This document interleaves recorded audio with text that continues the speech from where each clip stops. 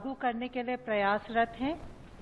कल गृह मंत्रालय ने आदेश पारित किया है कि वे विदेशी नागरिक जो कोविड-19 की वजह से भारत में फंसे हुए हैं और जिनका वीजा एक्सपायर हो गया है या होने वाला है, उनके आवेदन देने पर वीजा की अवधि 3 मई 2020 तक निःशुल्क बढ़ाई जाएगी और उन पर किसी तरह की ओवरस्टे पेनल्टी भी नहीं लगाई जाएगी। अगर विदेशी नागरिकों को ओवरस्टे की वजह से एग्जिट परमिट की आवश्यकता है तो वे 3 मई 2020 तक आवेदन दे सकते हैं। ये एग्जिट परमिट भी उन्हें निःशुल्क दिया जाएगा और 17/5/2020 तक का ग्रेस पीरियड भी दिया जाएगा। यह भारत सरकार द्वारा लॉकडाउन की वजह से फंसे हुए सभी विदेशी नागरिकों के लिए एक सद्भावना का संकेत है। जहां तक आवश्यक वस्तुओं और सेवाओं की स्थिति है, वो संतोषजनक है। लोगों की समस्याओं का निदान करने के लिए सभी राज्य सरकारों और केंद्र शासित प्रदेशों ने कंट्रोल रूम और हेल्पलाइंस स्थापित कर दिए हैं। सभी राज्यों ने आपदा प्रबंधन के लिए स्टेट इमरजेंसी ऑपरेशन सेंटर्स और डिस्ट्रिक्ट इमरजेंसी ऑपरेशन सेंटर्स को भी क्रियान्वित किया है। इनकी डिटेल्स भी गृह मंत्रालय की वेबसाइट पर उपलब्ध हैं। श्रम एवं रोजगार मंत्रालय ने भी संपूर्ण देश में मजदूरों के लिए 20 शिकायत केंद्र स्थापित किए हैं। गृह मंत्रालय का कंट्रोल रूम भी 24/7 अपनी सेवाएं प्रदान कर रहा है। हमारी नई टोल फ्री हेल्पलाइंस 1930 और 1944 पर भी लोगों की समस्याओं का निदान किया जा रहा है। इसके अलावा आज देश के 29 राज्यों और केंद्र शासित प्रदेशों में सिंगल इमरजेंसी रिस्पांस नंबर 112 अपनी सेवाएं प्रदान कर रहा है। इस नंबर से कोई भी पीड़ित व्यक्ति पुलिस, अग्निशमन या एम्बुलेंस सेवा के लिए संपर्क कर सकता है। इस सेवा को आप 112 इंडिया मोबाइल ऐप द्वारा भी इस्तेमाल कर सकते हैं। ये आपातकालीन सेवा लोकेशन बेस्ड ट्रैकिंग या जीपीएस की मदद से पीड़ित व्यक्ति की लोकेशन को ट्रैक करते हुए अतिशीघ्र सेवा प्रदान कर सकती है। कोविड-19 के दौरान लॉकडाउन में, आपातकालीन स्थिति में, इमरजेंसी में लोगों ने इस प्रणाली का काफी उपयोग किया है। गर्भवती महिलाओं ने, बुजुर्गों ने, दिव्यांगजनों ने 112 का इस्तेमाल करते हुए सहायता पाई है। कोविड संबंधी कॉल्स को भी 112 अपनी सेवाएं दे रहा है। हमारी आशा ये है कि इन सब सेवाओं के द्वारा लॉकडाउन पीरियड में हम आपकी समस्याओं को सुलझा पाएंगे। धन्यवाद। धन्यवाद। Health ministry. माननीय स्वास्थ्य मंत्री जी ने कल दिल्ली के लेफ्टिनेंट गवर्नर साहब, दिल्ली के स्वास्थ्य मंत्री और दिल्ली में स्थित सभी हॉस्पिटल्स के सुप्रिंटेंडेंट के साथ एक वीडियो कॉन्फ्रेंस के जरिए बातचीत की, जिसमें उन्होंने हॉस्पिटल से क्रिटिकल नॉन कोविड पेशेंट्स को इक्वल कंपैशन के साथ अटेंड करने के बारे में बताया। उन्होंने कहा कि हॉस्पिटल्स को वॉलंटरी ब्लड डोनर्स को बढ़ावा देते हुए ट्रांसफ्यूजन के लिए सफिशिएंट ब्लड स्टॉक बनाए रखना चाहिए। इसी तरीके से इंडियन रेड क्रॉस सोसाइटी की मदद से किए जाने वाले मोबाइल ब्लड कलेक्शन सर्विसेज का भी उपयोग करना चाहिए।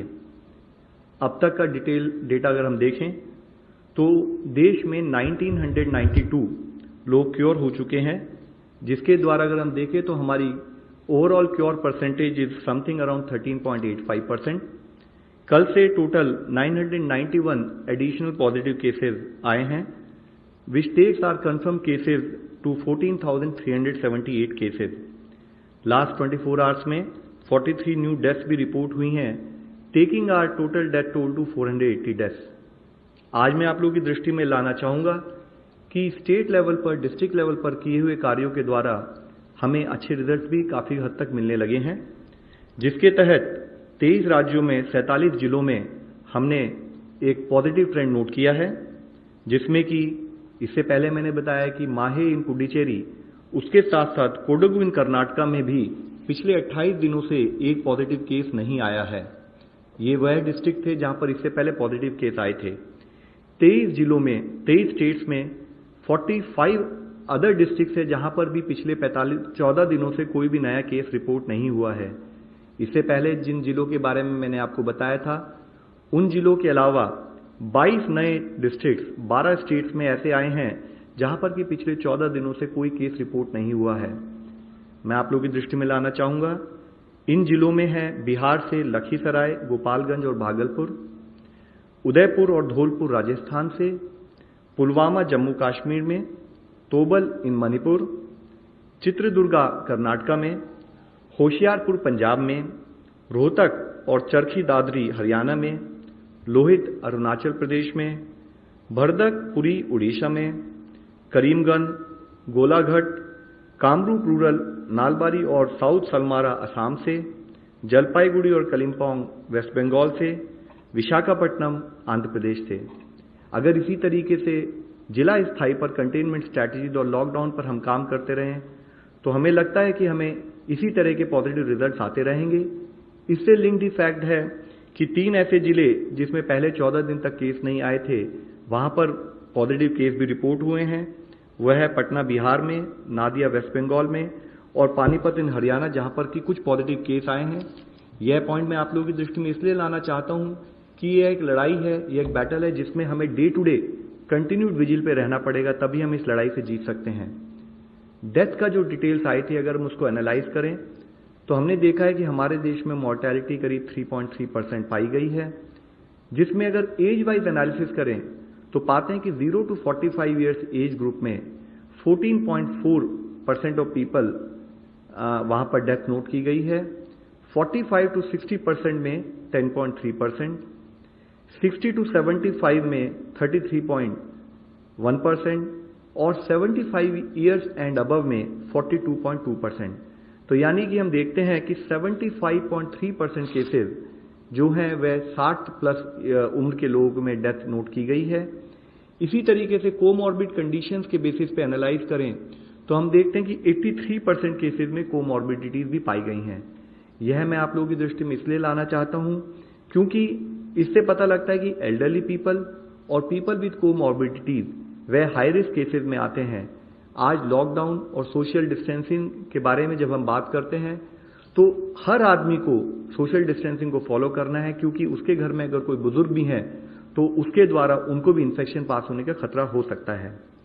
इसके साथ ही जैसे मैंने आपको बताया कि 14,378 पॉजिटिव केसेस जो आए हैं उसमें से 4,291 लगभग 29.8% केसेस निजामुद्दीन मरकज क्लस्टर से सिंगल सोर्स से संबंधित पाए गए हैं, जिससे 23 स्टेट्स और यूनियन टेरिटरी से इससे रिलेटेड केसेस पाए गए।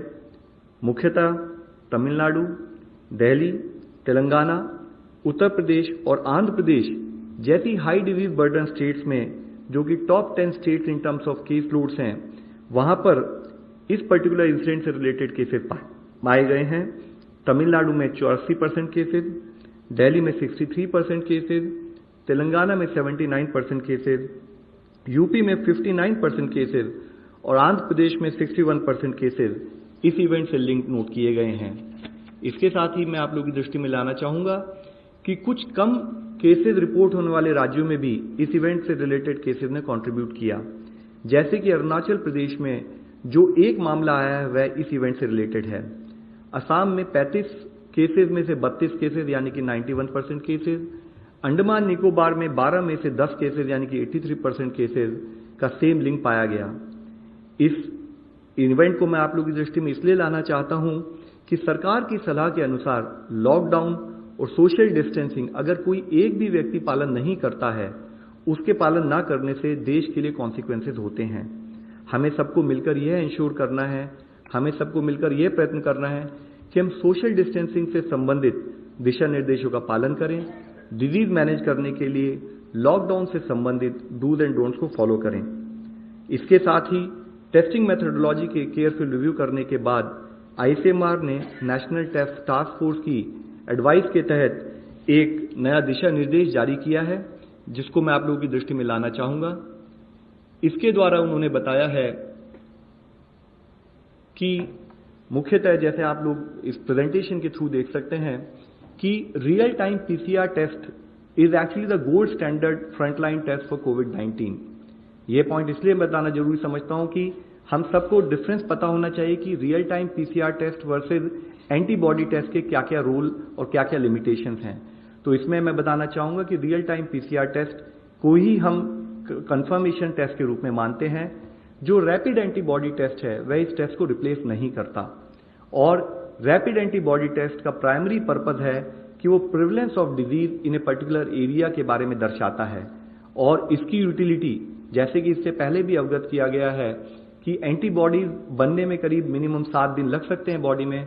तो इसकी यूटिलिटी, अगर कोई आदमी इन्फेक्टेड है तो 7 दिन के बाद ही उसके सिम्टम्स आ सकते हैं, तो उसके बाद ही इसकी कोई हमें क्लैरिटी या कोई आउटपुट मिलता है। साथ ही रैपिड डायग्नोस्टिक टेस्ट का पर्पज कंफर्मेटरी टेस्ट के रूप में ना होते हुए एपिडेमियोलॉजिकल स्टडीज और सर्वेलेंस पर्पजेस के लिए किया जाता है।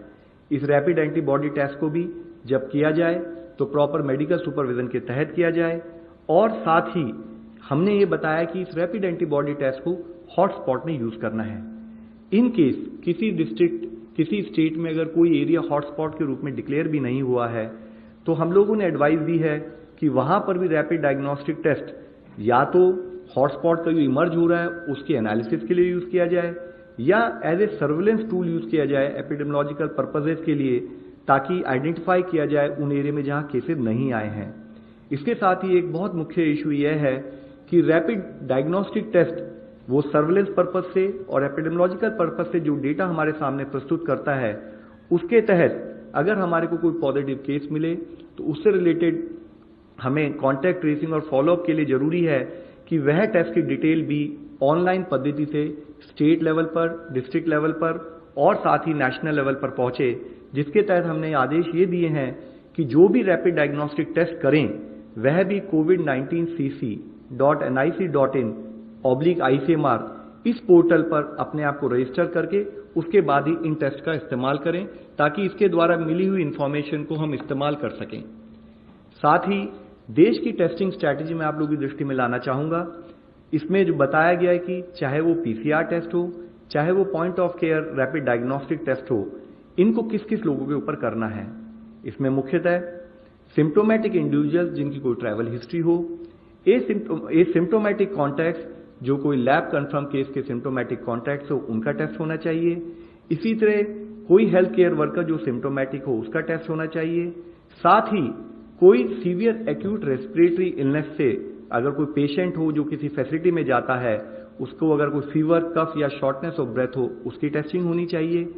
और एसिम्टोमेटिक यानी कि जिसके कोई सिम्टम नहीं है उसका तब टेस्ट करना चाहिए जबकि या तो वो किसी हाई रिस्क कंफर्म केस का डायरेक्ट कांटेक्ट हो, और उसकी भी टेस्टिंग तब करनी चाहिए 5वें दिन और 14वें दिन जब वो कांटेक्ट में आया हो, ताकि उसके बेसिस पे हम क्लैरिटी ले सकें कि अगर कोई कंफर्मेटरी टेस्ट है नहीं है। इसके साथ ही अगर एक एल्गोरिथम के रूप में हम देखें कि एडिशनल अगर कोई हॉटस्पॉट एरिया में हम कोई टेस्टिंग करते हैं तो हमारा प्रयत्न ये होगा कि हॉटस्पॉट एरिया में भी जो किसी की अगर फीवर, कोल्ड और कफ के सिम्टम्स हों, तो अगर 7 दिन से पहले अगर उस आदमी को ऐसे सिम्टम हो तो हम RT-PCR टेस्ट के द्वारा उसको आइडेंटिफाई करें। अगर पॉजिटिव है तो उसे कंफर्म केस मानकर एक्शन प्लान के तहत कार्य करें, नेगेटिव है तो भी उसे ससेप्टेबल मान के हम उसको मॉनिटर करें। इसी के साथ ही अगर कोई केस जिसको ये सिम्टम है फीवर, कफ और कोल्ड के, तो अगर उसको 7 दिन से ज्यादा हो चुके हैं इन सिम्टम्स के साथ, तब हम उस केस में रैपिड एंटीबॉडी टेस्ट का इस्तेमाल कर सकते हैं। और अगर वो पॉजिटिव आए तो उसको क्वारंटाइन रखें और साथ में उससे रिलेटेड कॉन्टैक्ट ट्रेसिंग का कार्य शुरू करें। इसके साथ ही अगर वो नेगेटिव आए तो क्योंकि इससे 100% कंफर्मेशन उस टाइम तक नहीं मिला तो वो इसको 14 दिन यानी कि 7+7 उस दिनों तक मॉनिटर करें, और अगर कोई क्लिनिकल सस्पिशन हो क्लिनिशियन के लेवल पर एनालिसिस करके जरूरत पड़े तो पीसीआर टेस्ट भी करें। साथ ही जैसे हमने कल डिस्कस किया था, आज जो भी हमारे रिजल्ट आ रहे हैं उनके पीछे मुख्यतः फील्ड लेवल पर जो हमारे कोविड के जो योद्धा हैं, कोविड के जो कंसर्न एम्प्लॉयज हैं जो मिलके काम कर रहे हैं, उसी का रिजल्ट हम लोग देख पा रहे हैं। इससे पहले हम लोगों ने आगरा और दिल्ली और एम्स वगैरह के बारे में बात की थी कि कैसे कोविड डेडिकेटेड हॉस्पिटल बनाए जा रहे हैं। आज मैं आप लोगों की दृष्टि में लाना चाहूंगा कि कैसे केरला का एक जिला कासरगोड में इस तरीके से कंटिन्यू